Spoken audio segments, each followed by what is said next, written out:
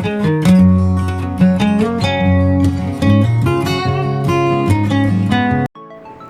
everyone, welcome to Shine Kriti Cooks. So இன்றைக்கி நம்ம கிச்சனில் நம்ம பார்க்க போகிறது ஒரு லெஃப்ட் ஓவர் ரெசிபி. இது வந்து ஒரு combination of south Indian and Chinese. So usually நிறைய இட்லி வந்து மீந்து போயிடுதுன்னா இட்லி உப்புமா பண்ணுவாங்க. ஸோ அதுக்கு பதிலாக இந்த மாதிரி சில்லி இட்லியாக பண்ணால் வந்து ரொம்பவே டேஸ்ட்டாக இருக்கும். குட்டீஸும் ரொம்பவே லைக் பண்ணி சாப்பிடுவாங்க. ஸோ இப்போ வாங்க எப்படி பண்ணுறதுன்னு பார்க்கலாம். இன்றைக்கி நான் வந்து ஒரு 6 இட்லி எடுத்திருக்கேன். இது வந்து இட்லி நீங்கள் பண்ணோன்னே இந்த ரெசிபி வந்து பண்ண முடியாது. இது வந்து நான் காத்தாலேயே பண்ணிவிட்டு இது வந்து நல்லா ஆறி போனதுக்கப்புறமா பண்ணது. இன்கேஸ் நீங்கள் உடனே பண்ணோன்னா இட்லியை வேக வச்சுட்டு அது கொஞ்சம் ஆற வச்சுட்டு ஃப்ரிட்ஜில் வச்சு அது கொஞ்சம் ஹார்ட் ஆனதுக்கப்புறமா நீங்கள் எடுத்து பண்ணிக்கலாம். ஸோ அதை வந்து இந்த மாதிரி பீஸாக ஃபஸ்ட்டு கட் பண்ணி எடுத்து வச்சுக்கலாம்.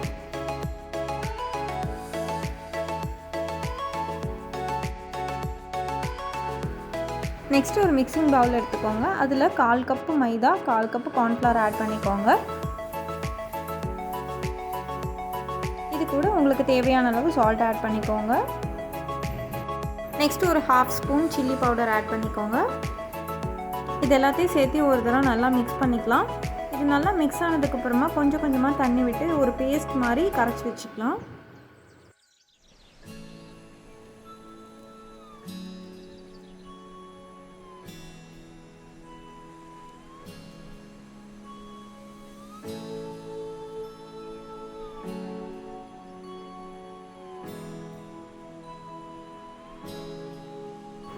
இந்த மாதிரி திக்கான பேஸ்ட்டாக லம்ஸ் இல்லாமல் கரைச்சி வச்சுக்கலாம்.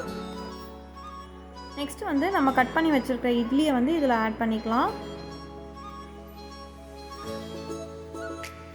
இட்லி பீசஸ் எல்லாத்தையும் ஆட் பண்ணதுக்கப்புறமா கையிலேயே வந்து ஜென்டிலாக மிக்ஸ் பண்ணுங்கள். கரண்டி வச்சு கலக்கும்போது அந்த இட்லி வந்து பிரேக் ஆகிடும்.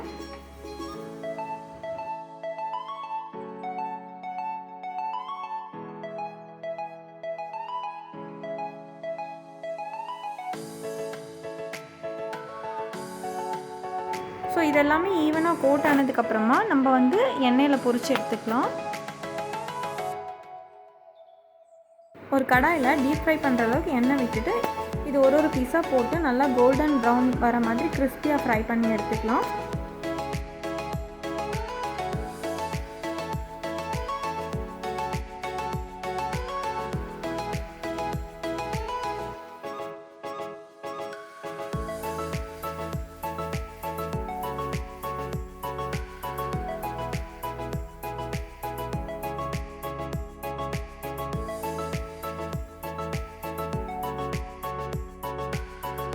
இப்போ பாருங்கள், இது நல்லா கிறிஸ்பியாக ஃப்ரை ஆகிருக்கு.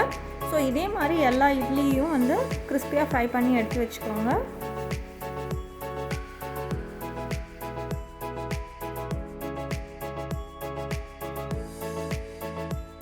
நெக்ஸ்ட் ஒரு கடாய் எடுத்துக்கோங்க. இதில் 3லேருந்து 4 ஸ்பூன் ஆயில் ஆட் பண்ணிக்கலாம். எண்ணெய் நல்லா சூடானதுக்கப்புறமா இதில் பொடியாக நறுக்கி வச்சுருக்கிற ஒரு பச்சை மிளகாய் ஆட் பண்ணிக்கலாம் ஃபஸ்ட்டு. இது கூடவே பொடியாக நறுக்கி வச்சுருக்கிற இஞ்சியும் பூண்டும் ஆட் பண்ணிக்கலாம். இதை ஆட் பண்ணதுக்கப்புறமா லைட்டாக ஒரு தடவை ஃப்ரை பண்ணுங்கள்.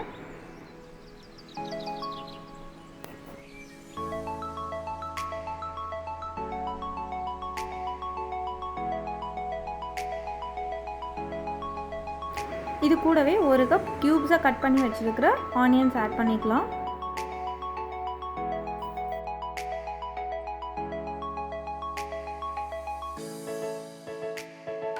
வெங்காயம் லைட்டாக வதங்கினதுக்கப்புறமா க்யூப்ஸாக கட் பண்ணி வச்சுருக்கிற 1 கப் கேப்சிகம் ஆட் பண்ணிக்கலாம்.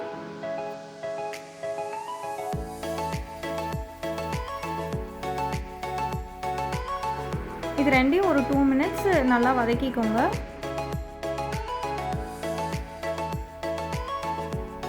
இப்போ பார்த்தீங்கன்னா இது நல்லா வதங்கிடுச்சு.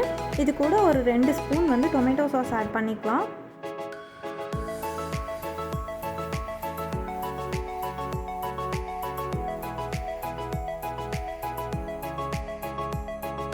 இது கூடவே 1 ஸ்பூன் சோயா சாஸ் ஆட் பண்ணிக்கலாம்.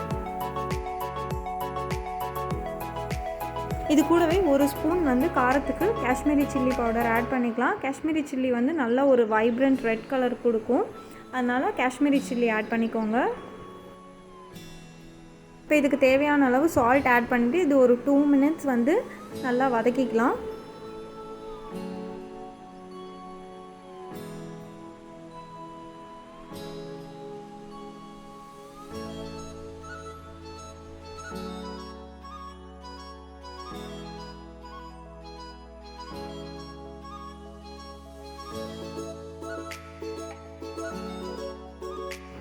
இப்போ இது கூட நான் வந்து ஒரு 2 டேபிள் ஸ்பூன் வாட்டர் ஆட் பண்ணியிருக்கேன்.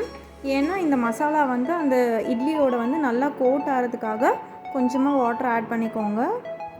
இப்போ வந்து இதில் நம்ம ஃப்ரை பண்ணி வச்சுருக்கிற இட்லிஸை வந்து ஆட் பண்ணிக்கலாம்.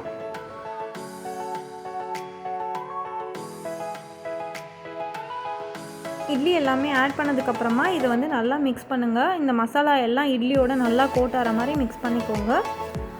ஆக்சுவலி இந்த ஸ்டேஜில் வந்து நான் சால்ட் ஆட் பண்ணுறேன். நீங்கள் வந்து மசாலாலேயே ஃப்ரை பண்ணும்போது ஆட் பண்ணிக்கோங்க. நான் மறந்துட்டேன், அதனால் இப்போ ஆட் பண்ணுறேன். ஸோ இது எல்லாத்தையுமே நல்லா ஈவனாக கோட் ஆகிற மாதிரி நல்லா மிக்ஸ் பண்ணிக்கலாம். ஒரு 2 minutes நல்லா மிக்ஸ் பண்ணிவிட்டு அப்படியே ஒரு 2 நிமிஷம் மூடி வச்சிங்கன்னா நம்மளோட சில்லி இட்லி வந்து ரெடி ஆகிடும்.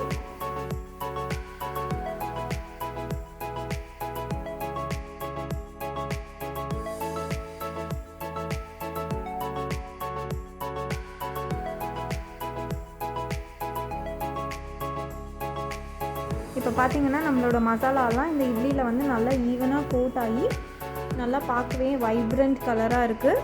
இப்போ நம்மளோட சில்லி இட்லி வந்து ரெடி ஆகிடுச்சு. இது வந்து கண்டிப்பாக ட்ரை பண்ணி பாருங்கள். இந்த வீடியோ உங்களுக்கு பிடிச்சிருந்தா லைக், ஷேர், கமெண்ட் பண்ணுங்கள். இதே மாதிரி இன்னும் டிஃப்ரெண்ட்டான டேஸ்ட்டான ரெசிபிக்கு நம்ம சேனலை சப்ஸ்கிரைப் பண்ணுங்கள். தேங்க்யூ.